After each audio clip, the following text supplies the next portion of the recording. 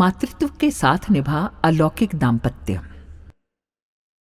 माँ का मातृत्व आंवलखेड़ा में पांव रखते ही छलक उठा। बारात विदा होकर यहीं आई थी। पूर्वजों की देहरी अपने आराध्य की जन्मस्थली और उनकी प्रारंभिक तपस्थली में वे दुल्हन के रूप में डोली से उतरी थीं। लाल रंग की जरी के काम वाली साड़ी पहने सौभाग्य श्रृंगार से सजी वे साक्षात जगदम्बा लग रही थीं। हिमवान की पुत्री पार्वती का पीहर से विदा होकर भगवान भोलेनाथ के साथ अपने ससुराल जाने का दृश्य उन पलों में साकार हो गया। बालमंडली शिवगणों की तरह उन्हें बड़ी श्रद्धा एवं आश्चर्य से देखे जा रही थी। ताई जी, उनकी सास व पूज्य गुरुदेव की माताजी शुभ शकुने वाले सारे लोकाचार पूरे करने में लगी थीं। ये क्रम काफी देर तक चलता रहा। एक एक करके सभी रीति रिवाज और विधि विधान पूरे हुए। इसके बाद एक जगह चटाई पर उन्हें बिठाया गया। बच्चे अभी तक उन्हें घेरे हुए थे। इन बच्चों में अड़ोस पड़ोस के बच्चों, नज़दीकी रिश्तेदारों के बच्चों के साथ दया और ओम प्रकाश भी थे। श्रद्धा तब बहुत छोटी थी, वो इस बाल मंडली का हिस्सा नहीं थी। अचरज और कौतुक इन बच्चों के मनों को जब तब कुरेद देता था। इसी के वशीभूत होकर वो थोड़ा बहुत आपस में धीमे से बतिया लेते। तभी दया आगे बढ़ी और पास जाकर खड़ी हो गई।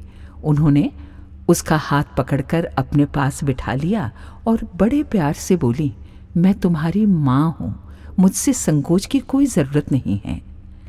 इस कथन से दया को बड़ी आश्वस्ति मिली। उसने बड़े ही धीमे और लरजते स्वर में कहा, माँ। इस एक अक्षर ने माता और पुत्री दोनों की अंतर्भावनाओं को एक रस कर दिया। अपरिमित मिठास उनके जीवन और घर आंगन में बिखर गई।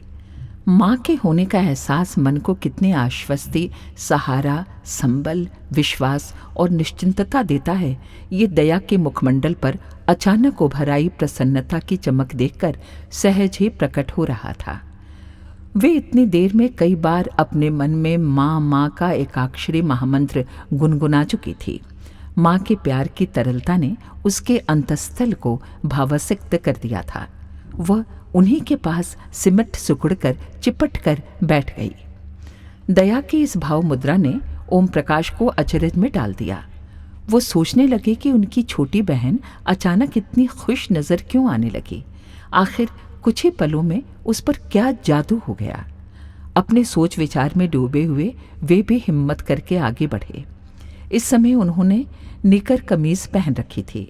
कुछ कदमों का फासला तय करके वे पास जाकर खड़े हो गए। इतने में उधर से ताई जी गुजरी। उन्होंने अपने स्वभाव के अनुरूप थोड़ा तेज आवाज में कहा, खड़ा खड़ा देख क्या रहा है, चल झुककर अपनी माँ के पैर छू। ताई जी की आवाज से थोड़ा सहमते हुए ओम प्रकाश ने पांव छू लिए।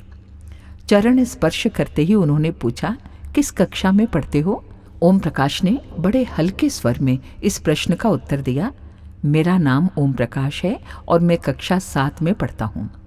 इस प्रश्नोत्तर ने माँ और पुत्र को भाव के कोमल तंतुओं से जोड़ दिया। अपने प्रथम मिलन की अनुभूतियों को याद कर आज भी ओम प्रकाश जी की आंखें भीग जाती हैं। वे कहते हैं, कुपुत्रो जायते क्वचिदपि कौमाता न भवते के कथन को साकार करती हुई माँ अपने इस बेटे पर सदा कृपालु बनी रहीं। अगणित गलतियों को उन्होंने हंसकर बिसरा दिया। क्षमामयी ने सारे अपराध पल में क्षमा कर दिए और सदा ही अपने स्वभावगत कोमलता, मृदुलता निछावर करती रहीं। ओम प्रकाश और दया से मिलकर माँ श्रद्धा से मिली। अपनी इस बालिका को उन्होंने भरपूर प्यार दिया, उस पर असीम स्नेह उड़ेला। कुछ ही दिनों में तीनों माँ से घुल मिल गए। माता ने भी उन्हें अपने हृदय में जगह दी। घर का वातावरण उनके आगमन के कुछ ही दिनों में बदल गया। ऐसा लगने लगा जैसे पतझड़ में वसंत की देवी आ गई हो। घर के कामकाज, बच्चों के रखरखाव, सभी में एक निखार आ गया। हर तरफ सौंदर्य और सुव्यवस्था नजर आने लगी। इस परिवर्तन ने हर एक मन, प्राण व अंतःकरण को छुआ। इस छुअन ने अनेकों सजल भावनाएं जगाईं। अपने आराध्य के अंतर चेतना व अंतर्भावना से तो पहले ही मिल चुकी थीं। दृश्य व प्रत्यक्ष मिलन इन्हीं दिनों हुआ। इस मिलन के हर पल में, हर घड़ी में एक अपूर्व अलौकिकता थी। ये किसी सामान्य विवाहित दंपति का मिलन नहीं था। पति पत्नी के सामान्य सांसारिक मिलन की तरह इसमें स्थूल और लौकिक दृष्टि नहीं थी। ये तो परम पुरुष और माता प्रकृति के मिलन की तरह अद्भुत था।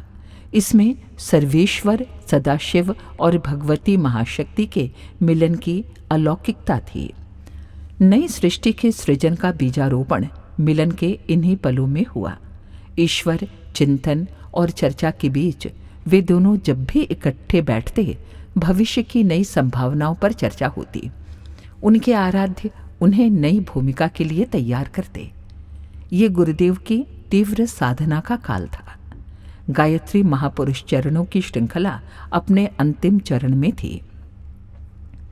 अखंड ज्योति मासिक पत्रिका का प्रकाशन विधिवत प्रारंभ हो चुका था। आज का विशालकाय गायत्री परिवार तब अखंड ज्योति परिवार के रूप में अंकुरित होने लगा था। इसकी उपयुक्त साज संभाल के लिए, सही पालन पोषण के लिए मां की आवश्यकता थी। मां का अर्थ केवल 1-2 संतानों को जन्म देने तक सीमित नहीं था। जन्म देने भर से कोई मां नहीं बन जाया करती। मां तो वही है जो अपने संतानों को श्रेष्ठ संस्कार दे, उनमें अपने प्राणों को उड़ेल कर उनका भाव विकास करे, उन्हें विश्व उद्यान के श्रेष्ठ पुष्पित पादपों के रूप में विकसित करने के लिए जरूरी खाद पानी की व्यवस्था जुटाए। ये काम आसान नहीं है। इसके लिए कठोरतम साधना और आध्यात्म उपार्जित आत्मशक्ति की आवश्यकता है। अपनी भावी रीति नीति के अनुरूप माता भगवती इन दिनों यही करने में जुट गईं।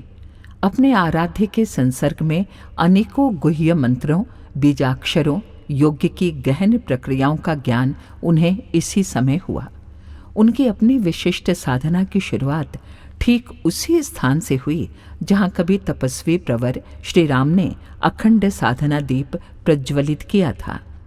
हालांकि यहाँ उनका साधना काल बहुत ही थोड़े समय के लिए रहा। अखंड ज्योति के प्रकाशन की वजह से परम पूज्य गुरुदेव का मथुरा रहना अनिवार्य था। पहले कुछ अंकों के आगरा से प्रकाशित होने के बाद अब अखंड ज्योति मथुरा से प्रकाशित होने लगी थी। साधकों, जिज्ञासुओं और आगंतुकों का आवागमन भी बढ़ने लगा था। मथुरा में पहले लिया गया किराए का मकान भी छोटा पड़ने लगा था।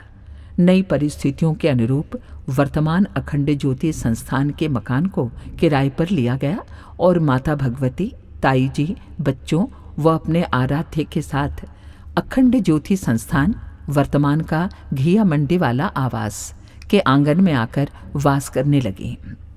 हमारे YouTube चैनल शांति कुंज वीडियो गायत्री परिवार को सब्सक्राइब करें एवं बेल आइकन जरूर दबाएं ताकि गायत्री परिवार की विभिन्न गतिविधियों की जानकारी आपको मिलती रहे।